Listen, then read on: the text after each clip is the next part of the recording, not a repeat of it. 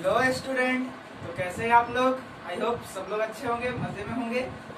आइए आज हम लोग बात करते हैं क्लास 10th का साइंस के केमिस्ट्री का जो सबसे फर्स्ट लेसन था केमिकल रिएक्शंस एंड इक्वेशंस। उसका कुछ क्लासेस चल चुके हैं, आज नेक्स्ट क्लास की बात करेंगे।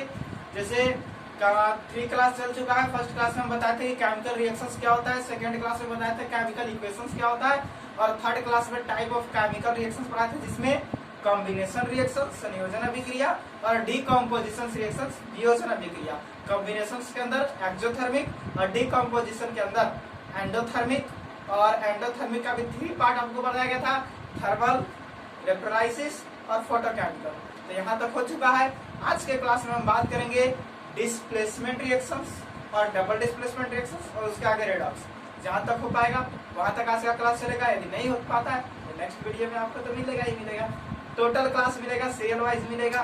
तो चलिए स्टार्ट करने से पहले my name is Munna Kumar और ये आपका छोटा सा खूबसूरत सा YouTube channel VM science academy. तो इसे ज्यादा से ज्यादा लाइक करें, शेयर करें और सब्सक्राइब। ये बात करते हैं डिस्प्लेसमेंट रिएक्शंस का। डिस्प्लेसमेंट रिएक्शन, उससे पहले थोड़ा सा हम आपसे डिस्कस कर ले। तो संयोजन अभिक्रिया क्या था कि A प्लस B मिल करके C बनाएगा, मतलब कयो को मिले A को बनाएगा। जैसे H2 plus I2 equal to बनेगा इधर 2HI। ये क्या है आपका संयोजन अभिक्रिया। वियोजन अभिक्रिया क्या था, CaOH का होल 2 है, इसको हीट कर दो, Ca अलगे हो गया, CaO अलगे हो गया, H2 अलगे हो गया, मतलब एक वो है टूट गया। संयोजन में जुटेगा, वियोजन में टूटेगा। और डिस्प्लेसमेंट में अगर नहीं देखे होंगे तो ये सारा वीडियो आपको केमिकल काइनेटिक्स @3 का जो लेक्चर है, केमिकल रिएक्शंस एंड इक्वेशंस @3 का जो लेक्चर है, तीसरा क्लास, उसको देख लेंगे तो उसमें आपको कॉम्बिनेशन और डीकम्पोजिशन मिल जाएगा। डिस्क्रिप्शन में लिंक भी मिल ही जाएगा। तो आज बात करने वाले डिस्प्लेसमेंट। डिस्प्लेसमेंट में क्या होता है कि जैसे A है और यहाँ BC है, और इसमें क्या होता है कि A को माने कि हम C के साथ रहे तो B को तो हटना ना होगा। तो ये क्या कहता है, B को कहता है कि बाबू हट जाओ, हमको C के साथ रहने दो। नहीं हटेगा तो लतियाता भी है कि नहीं। तो यहाँ से बनेगा AC और B हो जाएगा बाहर। इस तरह से क्या होता है डिस्प्लेसमेंट। मतलब एक तत्व, देखिए डिस्प्लेसमेंट के अंदर क्या है कि एक तत्व रहेगा और दूसरा क्या रहेगा, यौगिक रहेगा। ये डिस्प्लेसमेंट का।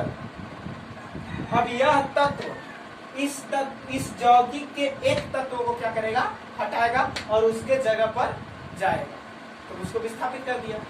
तो डेफिनेशन होता है कि वैसा रिएक्शन जिसमें एक तत्व दूसरे तत्व के यौगिक से उसके तत्व को विस्थापित करके उसके स्थान पर चला जाता है, तो वैसे रिएक्शन को कहा जाता है डिस्प्लेसमेंट रिएक्शन। जैसे हम डेफिनेशन लेकर के आगे चलते हैं, एग्जाम्पल से सारा चीज क्लियर होगा। सबसे पहले हम इसका डेफिनेशन लिखते होता है ऐसा रिएक्शन जिसमें एक तत्व दूसरे तत्व को उसके यौगिक से विस्थापित करके स्वयं उसके स्थान पर चला जाता है,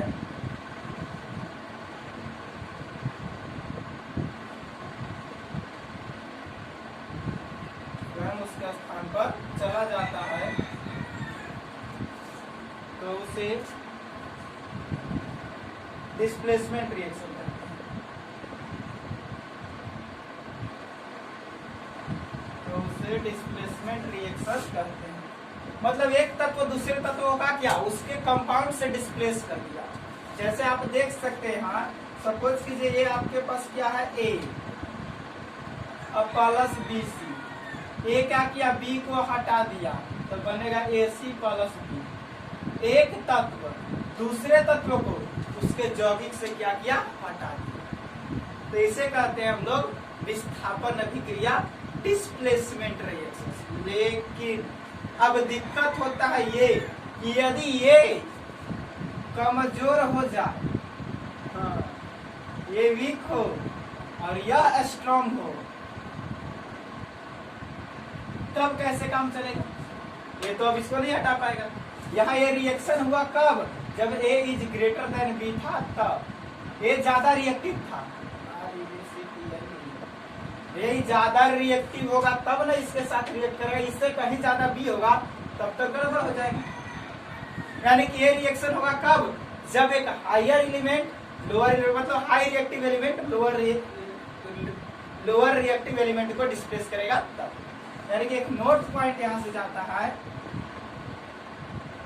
इस अभिक्रिया में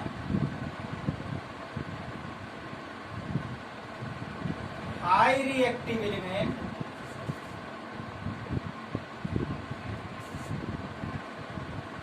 लोअर रिएक्टिव एलिमेंट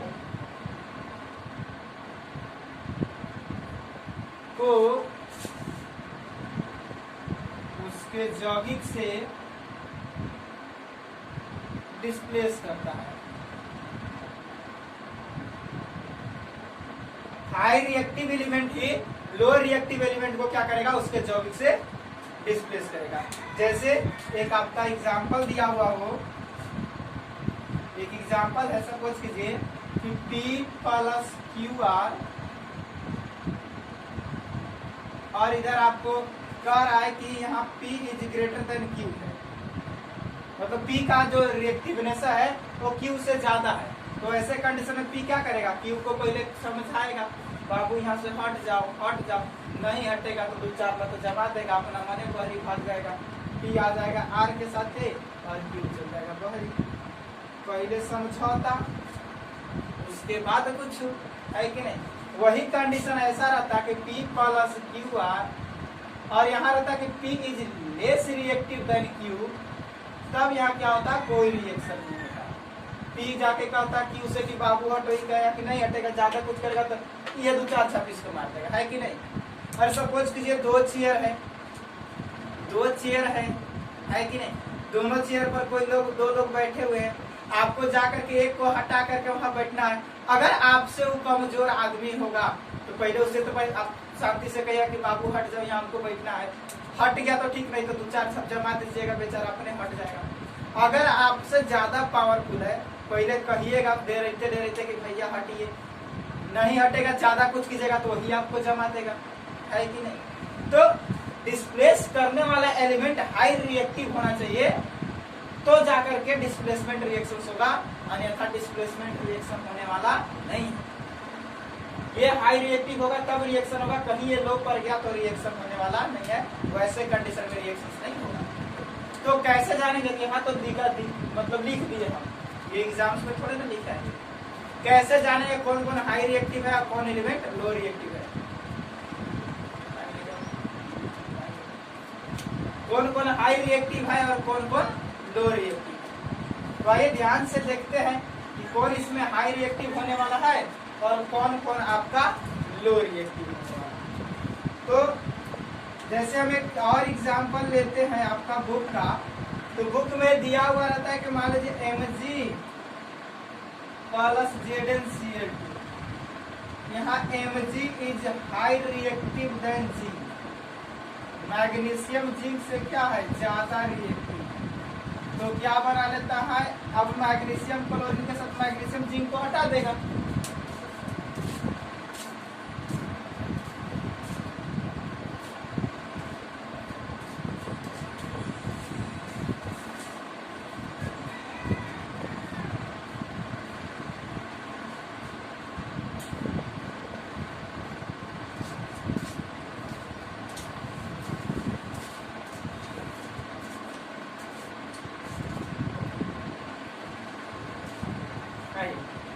एक और रिएक्शन लेते हैं। तो सपोज कीजिए एक एग्जांपल है कि मैग्नीशियम की प्रक्रिया करवाना है ZnCl2। अब होगा क्या कि है, देखिए आपका +2, ये +2 और ये -1, इसके पास एक माइनस होता है क्लोरीन के पास। आपको पीछे का लेक्चर में बताया कैसे प्लस और कैसे माइनस देना है, क्लियर? तो पीछे वाला वीडियो देखते हैं। अब ये प्लस प्लस हमेशा माइनस के साथ सटना चाहता है, प्लस माइनस एक साथ रहना चाहते हैं। अब ये इसको मन है कि इसके साथ रहे और इसको मन है कि हम इसके साथ रहें, तो इसको तो बाबू भागना ना होगा, है कि नहीं। और ये इसको हटाएगा कब, जब ये इससे ज्यादा पावरफुल होगा तब। अगर मैग्नीशियम जिंक से ज्यादा रिएक्टिव होगा तब मैग्नीशियम क्लोरीन के साथ मिलेगा, और जब मैग्नीशियम क्लोरीन से मिलेगा तो बनेगा MgCl। नहीं, मैग्नीशियम पर देख रहे +2 और एक पर 1 माइनस, तो भैया एक में 2 से क्या करना होगा, गुना करना होगा। एक वाला यहाँ, एक वाला यहाँ, है कि नहीं। तो बन गया MgCl2 और ये जिंक आपका क्या हो जाएगा। ये रिएक्शन हुआ, लेकिन कब हुआ, जब मैग्नीशियम जिंक से ज्यादा रिएक्टिव था तब हुआ। वहीं कहीं एक रिएक्शन आपको इस तरह का मिल जाए, एक रिएक्शन आपको इस तरह से मिल जाए कि मैग्नीशियम प्लस NaCl। अब यहाँ क्या होता है कि Mg is less reactive than sodium. अब ऐसे कंडीशन में यहाँ कोई रिएक्शन होने वाला नहीं है, क्योंकि सोडियम को विस्थापित। चलिए भाई, ये +2 था, ये +1, ये -1, ठीक। अब इसको मन है इसके साथ रहने के लिए, करो तो मन है एक साथ रहेगा, ये भी तो प्लस माइनस एक साथ है। तो इसके बॉन्ड को तोड़ने के लिए भैया ज्यादा एनर्जी चाहिए, इससे हाई रिएक्टिव एलिमेंट आएगा तभी तोड़ पाएगा, और ये तो लो रिएक्टिव है, तो यहाँ कोई रिएक्शन नहीं होगा। तो कह सर आपको तो याद है कौन कौन हाई रिएक्टिव है, कौन कौन लो रिएक्टिव है, हम कैसे करेंगे। तो चलिए देखते हैं एक कॉन्सेप्ट जिससे पता चलेगा कि कौन कौन से एलिमेंट हाई रिएक्टिव होते हैं और कौन कौन से एलिमेंट लो रिएक्टिव होते हैं। जो आपके एग्जाम्स में, जो आपके बुक में मैक्सिमम क्वेश्चंस जिस पर आते हैं, हम उसका एक ट्रिक बना के रखे हुए हैं। उस ट्रिक के द्वारा आप सब चीज को आसानी से देख सकते हैं, कौन कौन हाई रिएक्टिव है और कौन कौन लो रिएक्टिव है, और उसी से मैक्सिमम क्वेश्चंस आपको मिलने वाले हैं। जैसे देखिएगा, हम दिखा रहे हैं आपको।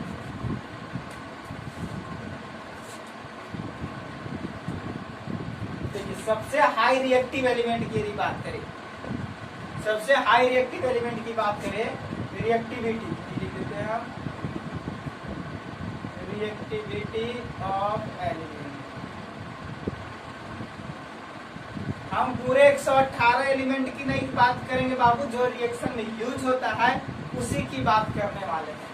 सबसे हाई रिएक्टिव आपका है पोटेशियम, उसके बाद सोडियम, उसके बाद कैल्शियम, उसके बाद मैग्नीशियम, तब जिंक, तब एल्युमिनियम, उसके बाद आयरन, उसके बाद लेड, तब हाइड्रोजन, और इसके नीचे आपको एक हो जाता है आपका Hg, और तब कॉपर, तब Ag, और तब आपका Ag। ये आपका नीचे से ऊपर जाइएगा तो हाई रिएक्टिव,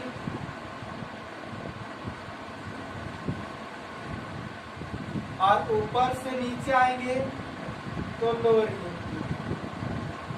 मतलब जैसे जैसे ऊपर जाएंगे तो सक्रियता बढ़ेगा, नीचे के घटेगा। मतलब सबसे ज्यादा ही तभी तभी तभी तभी, जैसे सबसे कम ही उससे ज्यादा ही, उससे ज्यादा ही, जैसे बढ़ेगा। अब इसे याद कैसे रखें, तो याद रखने का एक तरीका देखिए। K4 मान लेते हैं कालू, N4 मान लीजिए नार, Ca से K, Mg से कर दीजिए माजी, Zn से कर दीजिए जरल, Al से कर दीजिए आलू, Fe से कर दीजिए फिर, Pb से कर दीजिए पकाती, और H से कर दीजिए हरे। ये 4 को आपको सिर्फ याद रखना होगा, इसको आपको याद रखना। देखिए तो क्या बन गया, कालू नाथ के माजी जरल आलू फिर पकाती है। कितना मस्त ट्रिक मिली आपको, कालू नाथ के माजी जरल आलू फिर पकाती है कि नहीं।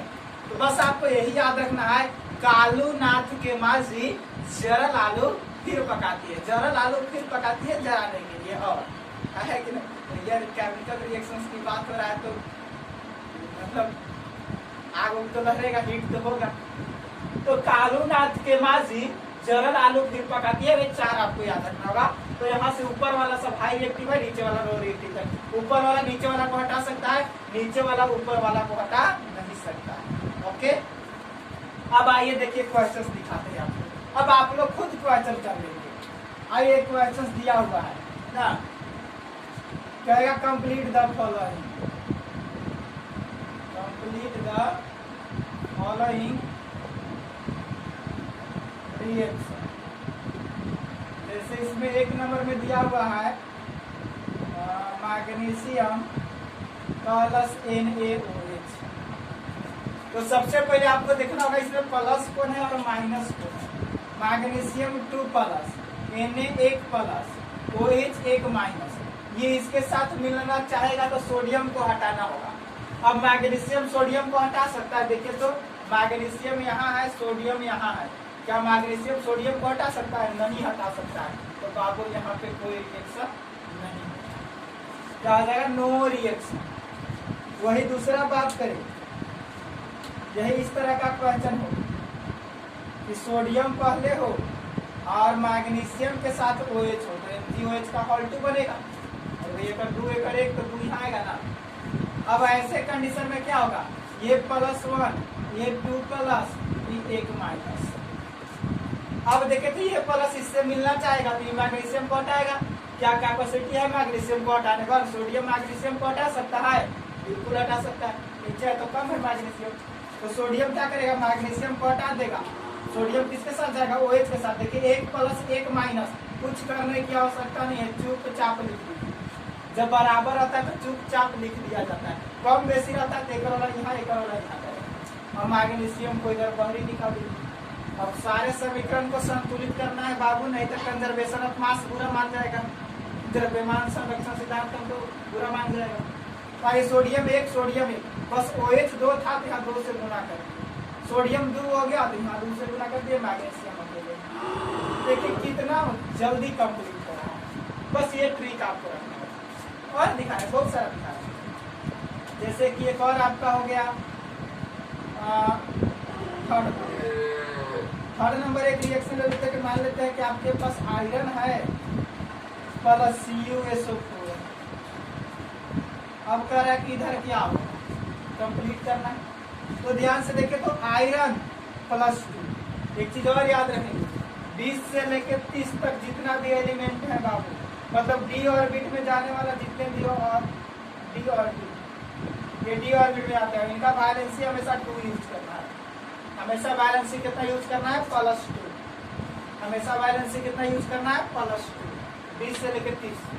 तो आयरन का 26 होता है तो +2, कॉपर का 29 होता है तो यहाँ भी +2। और यहाँ होता है SO4, आपको बताया थे कि 2 माइनस। SO4 के ऊपर कितना होता है? 2 माइनस। अब ये इससे मिलना चाहेगा, अरे भैया प्लस है तो माइनस के साथ मिलना चाहेगा, तो कॉपर के हटना होगा। देखिए तो कॉपर हट जाएगा आयरन से, आयरन यहाँ है, कॉपर यहाँ बिल्कुल हट जाएगा, हट जाएगा। यहाँ से कॉपर हट जाएगा और ये क्या करेगा? आयरन इसके साथ मिलेगा तो यहाँ 2 प्लस, यहाँ 2 माइनस, बराबर है। बराबर है तो चुपचाप लिख दीजिए और प्लस में कॉपर को बाहर कर दीजिए। तो बैलेंस भी है, कुछ करने की आवश्यकता नहीं है कि नहीं? कोई भी और मान लीजिए रिएक्शन हम ले लेते हैं चौथा नंबर में। मान लीजिए एल्युमिनियम है और एक ले लेते हैं हम यहाँ एल्युमिनियम के साथ में मान लेते हैं AgNO3। अब इसका तो कोई दिक्कत नहीं, पहले देख लेंगे कहाँ प्लस कहाँ माइनस है। एल्युमिनियम के पास 3 प्लस होता है, अरे निकालने के लिए बनता है एल्युमिनियम का 13, पहला घर में 2 गो, फिर 8 गो, फिर 3 गो। अब इसको कोई 5 को देगा? नहीं देगा, 3 गो इसको किसी को दे देना होगा, है कि नहीं? तो 3 प्लस। Ag के पास 1 प्लस होता है, NO3 के पास 1 माइनस। कोई भी यौगिक में बराबर होता है, जितना प्लस उतने माइनस। आप देखिए 2 प्लस तो 2 minus, 2 plus 2 minus, 1 plus 1 minus, हमेशा बराबर है ना। 1 माइनस यहाँ 1 प्लस। अब होगा क्या? यहाँ पे देखेंगे तो यहाँ एल्युमिनियम आना चाह रहा है किसके साथ, NO3 के साथ, एल्युमिनियम NO3 के साथ आना चाह रहा है। तो क्या होगा, देखना होगा कि ये इसको हटा सकता है कि भैया Ag को तो हटना होगा, एल्युमिनियम Ag, एल्युमिनियम यहाँ है, Ag यहाँ है, आसानी से हटा देगा। तो ये हटेगा तो Ag किसके साथ आएगा, NO3 के साथ, Ag किसके साथ आया, NO3 के साथ। अब थोड़ा ध्यान से देखिए, एल्युमिनियम का +3, इसके पास -1, गड़बड़ है, बराबर करना होगा। ये +3 ही -1 या 3 से गुना करना होगा, मतलब इसको 3 को करना होगा। एल्युमिनियम आ चुका है कि यहाँ +3 था, NO3 के पास -1 है, दोनों को बराबर होना चाहिए, नहीं दोनों सटा तब ठीक था, एक होता। अब इसको इसके साथ सटना है कि यहाँ +3 यहाँ -1, एक तो -1 है, 3 से गुना कर देंगे, ये -1 था, 3 से गुना कर देते नहीं हो गया 3 को, और ये 3 प्लस ये था, बराबर हो गया है कि नहीं। और ये Ag हो गया बाहर, तो हम बैलेंस करेंगे, NO3 3 हो गया तो यहाँ 3 से गुना करेंगे, Ag 3 हो गया तो यहाँ 3 से गुना करेंगे। इस तरह से आपका रिएक्शन क्या हो गया, बैलेंस। एकदम मजा आने वाला है, एकदम नॉर्मल रिएक्शन हो जाता है डिस्प्लेसमेंट तब जब ये ट्रिक आपको पता हो तब। आइए और देख लेते हैं, अरे रिएक्शन से तो बार कर देंगे यार। और सपोज कीजिए हमारे पास कॉपर है और इधर H2SO4 है। अब देखिए यहाँ 2 प्लस, 1 प्लस और ये 2 माइनस, सर ये तो कम बेसी है, नहीं लेगा तो हाँ कम बेसी नहीं है, एक हाइड्रोजन पर 1 प्लस तो 2 हाइड्रोजन पर 2 प्लस, ये भी 2 प्लस है, ये 2 माइनस है कि नहीं। अब ये कॉपर SO4 के साथ मिलना चाहेगा, तो आप क्या करेंगे कि यहाँ से हाइड्रोजन को हटाएंगे और कॉपर को, दोनों बराबर ही है, आप ऐसे लिख देंगे और हाइड्रोजन को कहिएगा कि सर बाहर ही चल गया। अगर आप ऐसे बनाते हैं, आपने बनाया है सही, लेकिन आपका हो जाएगा गलत। क्यों, कॉपर देखिए कहाँ है, यहाँ है, और हाइड्रोजन कहाँ है, यहाँ है। कॉपर के पास कैपेसिटी नहीं है हाइड्रोजन को हटाने के लिए, यानी कि यहाँ copper is less reactive than hydrogen, इसीलिए ये कोई रिएक्शन होने वाला यहाँ नहीं है। ऐसा रिएक्शन लिखेंगे तो आपका गलत हो जाएगा, ऐसा रिएक्शन आपका क्या हो जाएगा, क्लियर। तो डिस्प्लेसमेंट रिएक्शंस आप लोग लिख सकते हैं आसानी से, बिल्कुल जल्दी से नोट कर लीजिए, जल्दी से नोट कर लेंगे।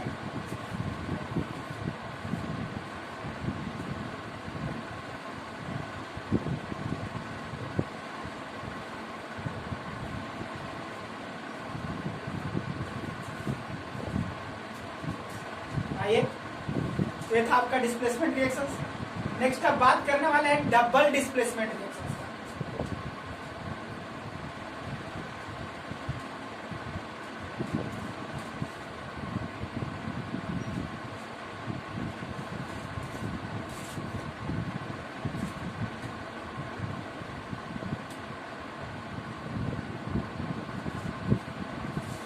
बात करते हैं डबल डिस्प्लेसमेंट रिएक्शन।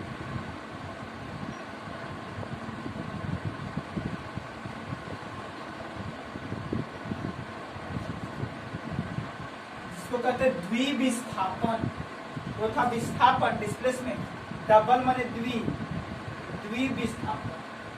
यहाँ भी विस्थापन की प्रक्रिया होगा, लेकिन दोनों तरफ से। वहां क्या था, एक तत्व दूसरे तत्व को हटा दे रहा था, क्योंकि एक एलिमेंट था, एक कंपाउंड था। यहाँ दोनों कंपाउंड रहेंगे, एकर कुछ ओकर हटाएंगे, ओकर कुछ एकर हटाएंगे, मतलब अदला बदली होगा, हमारा वाला कुछ तोरा भी और तोहर वाला कुछ हमारा भी।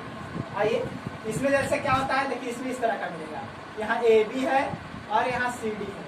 A क्या करेगा, C को हटा करके AD बना देगा, तो C यहाँ आ जाएगा, ये नहीं कि C भागेगा, C एक जगह यहाँ पर आ जाएगा और यहाँ CD बन जाएगा। इस तरह का कंडीशन होता है, इस तरह का यहाँ पे कंडीशन होता है। तो चलिए स्टार्ट करते हैं। यानी कि इसमें होता क्या है, तो प्रतिकारक के बीच आदान प्रदान होता है।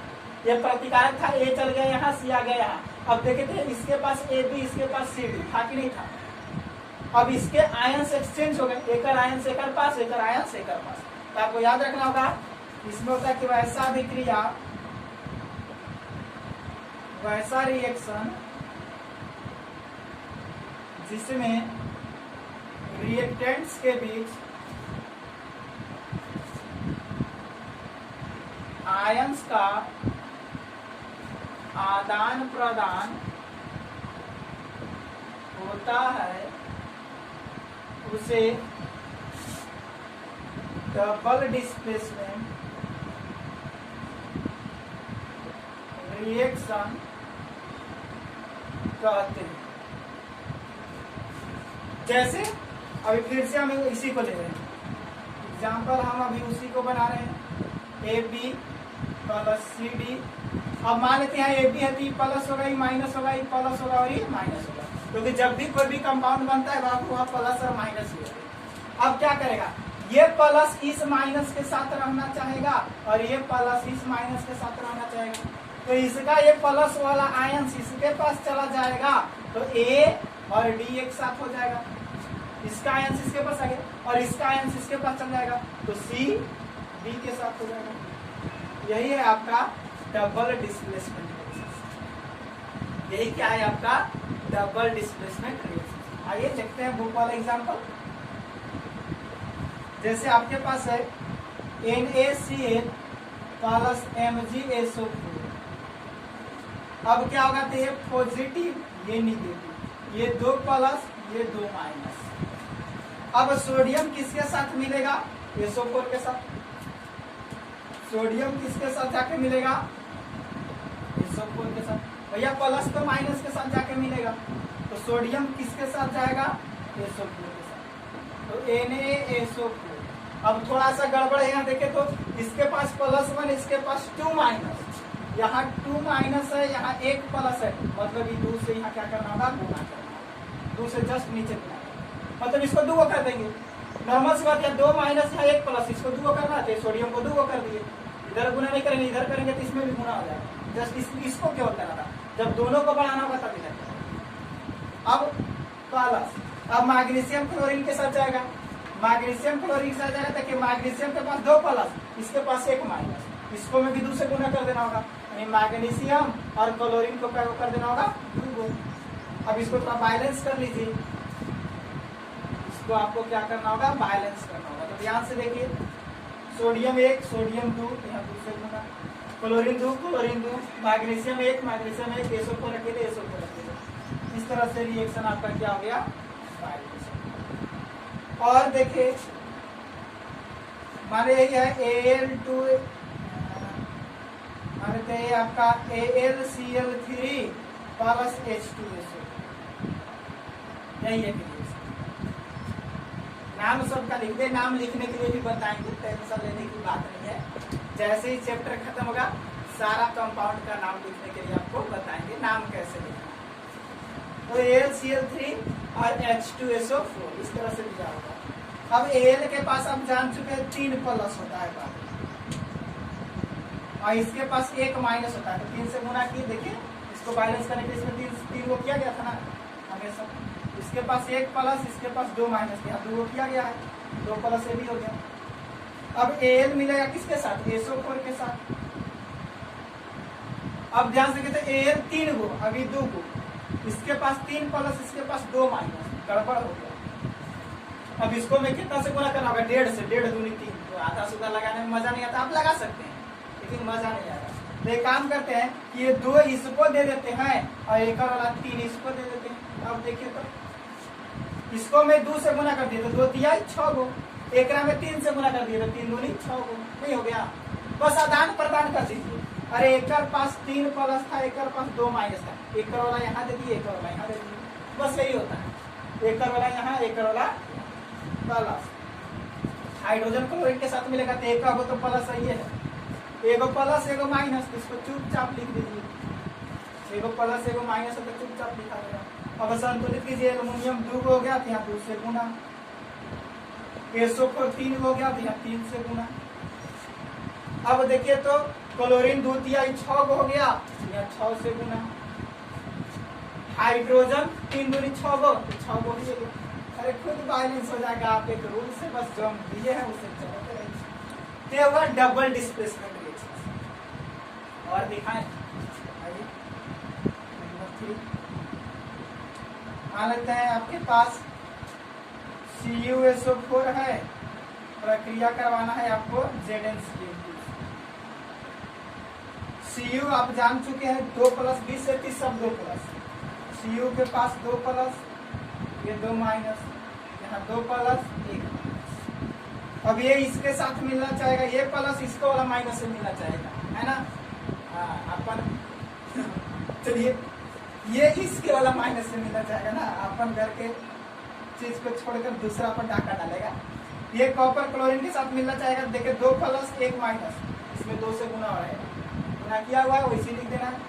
Cu और Cl होगा, लेकिन इसमें Cl में कितना से गुना हो जाएगा 2 से।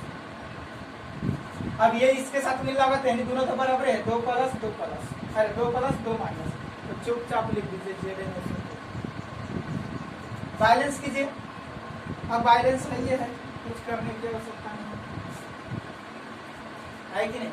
तो इस तरह से आपका डबल डिस्प्लेसमेंट हो रहा है आयन के आदान प्रदान, एक आयन इसके पास, इसका आयन इसके पास, बस आयन एक्सचेंज होते हैं। That reactions in which exchange the ion between the reactants of chemical reactions is called double displacement reaction. अब आप ध्यान से देखेंगे तो इतना रिएक्शन हम लिखेंगे। इसमें देखिए तो आप 9th क्लास में अम्ल, क्षार और लवण, एसिड, बेस और सॉल्ट पढ़े होंगे। तो जहां कहीं भी आप कोई मेटल, कोई धातु OH के कांटेक्ट में रहता है, ये मैक्सिमम क्षार होता है। अगर हाइड्रोजन कोई अधातु के कांटेक्ट में रहता है तो ये मैक्सिमम अम्ल होता है। देखिए 100% नहीं है, लगभग की बात कर रहे हैं। वही कोई धातु अधातु के साथ रहता है तो ये लवण होता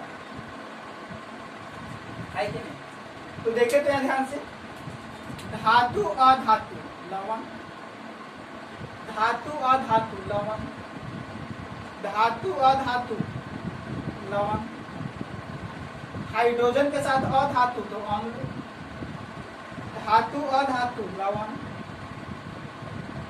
धातु अधातु लवण। तो चलिए ये तो ठीक है भैया, लवण और अम्ल था, आपस में नहीं मिलेगा। लेकिन इस रिएक्शंस को बात कीजिए, ये भी लवण, ये भी लवण, ये भी लवण, ये भी लवण, तो अलग अलग का है, ये दोनों अलग अलग का है, एक में ना होना चाहिए। तो दोनों तो एक ही चीज है, अलग अलग क्यों हो गया? दोनों तो ये भी लवण, ये भी लवण है, तो अलग अलग का है रहेगा। दोनों एक ही बीकर में है, अलग अलग हो जा रहा है। यह रिएक्शंस तो किसी बीकर में ही हो रहा होगा या किसी परखनली में हो रहा होगा।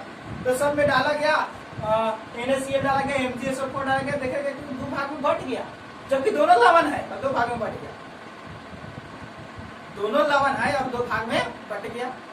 बड़ा सोचने वाला बात है। तो आपस में एहनी तो नहीं पट रहा है, एहनी तो अलग अलग, ठीक है भाई, एक लवण एक अम्ल है, लेकिन एहनी तो लवण लवण है, अलग का है। तो याद कीजिए, कभी घर में चीनी और पानी को गर्म करके देखिए, चीनी प्लस पानी को गर्म कीजिए, दोनों तो घुल जाता है। उसके बाद यदि आप इसको हीट कीजिए तो देखिएगा कि जब हीट होगा तो कुछ काला काला झाग टाइप से हमेशा बाहर होता रहता है, जबकि वो भी लिक्विड है, आपका सोल्यूशन भी लिक्विड है, और काला काला झाग बाहर होता है जो कि लिक्विड में नहीं मिलता है। उसको क्या कहते हैं? अवक्षेप। यानी कि जो सोल्यूशन में नहीं घुल रहा है उसको क्या कहते हैं? अवक्षेप, प्रेसिपिटेट, जो कि नहीं घुलेगा। यानी कि ये दोनों लवण है, एक लवण दूसरा में नहीं घुल रहा है, इसका मतलब ये सॉल्यूशन है तो ये प्रेसिपिटेट है, ये सॉल्यूशन और ये सॉल्यूशन है तो क्या है? प्रेसिपिटेट। तो मैक्सिमम द्विविस्थापन अभिक्रिया, double displacement reactions, precipitation reactions को दिखाते हैं और छेपन अभिक्रिया को दिखाते हैं। ये नहीं दिखा रहा है, लेकिन ये दोनों दिखा रहे हैं। जहां लवण लवण सेम कंपाउंड बनेगा, सेम कंपाउंड बनेगा, वो अलग अलग रहेगा, इसका मतलब एक दूसरा में नहीं घुल रहा है, तो उसे कहते हैं प्रेसिपिटेशन रिएक्शन। ये दोनों को प्रेसिपिटेशन रिएक्शन के नाम से भी जाना जाता है, प्रेसिपिटेशन। ये दोनों को प्रेसिपिटेशन रिएक्शन, अवक्षेपण अभिक्रिया, अवक्षेपण अभिक्रिया के नाम से भी जाना जाता है। तो एग्जाम्स में आपसे क्वेश्चन पूछा जा सकता है कि अवक्षेपण अभिक्रिया से आप क्या समझते हैं। तो अवक्षेपण अभिक्रिया के लिए डिफिनेशन चाहे तो ये हो गया अवक्षेपण अभिक्रिया का डिफिनेशन, कि वह ऐसा अभिक्रिया जिसमें प्रोडक्ट बोले तो उत्पाद के साथ साथ अवक्षेप भी प्राप्त होता है। अवक्षेप, अवक्षेप बोले तो प्रेसिपिटेट, पीपीटी शॉर्टकट में कहते हैं, प्रेसिपिटेट भी प्राप्त होता है। एग्जाम्पल ये दोनों हो जाए, बस सेम कंपाउंड बनना चाहिए, सेम कंपाउंड है और अलग अलग है, इसका मतलब एक दूसरे में नहीं घुल रहा तो अवक्षेप हो गया, है कि नहीं। तो मैक्सिमम डबल डिस्प्लेसमेंट रिएक्शंस अवक्षेपन अभिक्रिया होता है। और याद रखेंगे बाबू, एग्जाम्स में क्वेश्चन, कॉम्पिटिटिव एग्जाम्स में भी क्वेश्चन ये सब आते रहते हैं, हमेशा आते रहता है। ऐसा रिएक्शन दे करके आपसे पूछ देगा कौन सा रिएक्शन है और डिस्प्लेसमेंट डबल डिस्प्लेसमेंट हमें नहीं करेगा, वहां रहेगा आपका प्रेसिपिटेशन रिएक्शन रहेगा। तो देख लीजिएगा ध्यान से, अगर दोनों सॉल्ट है तो प्रेसिपिटेशन रिएक्शन आपका सही होगा ना। तो कॉम्पिटिटिव एग्जाम्स में भी यहाँ से क्वेश्चन आपको मिलेंगे, तो नोट कर लेंगे। डबल डिस्प्लेसमेंट और डिस्प्लेसमेंट दोनों खत्म हो चुका है, अब एक लास्ट रिएक्शन बचा हुआ है रेडॉक्स, तो उसको लेकर हम आएंगे अगले क्लास में। चैनल को लाइक, सब्सक्राइब और शेयर जरूर।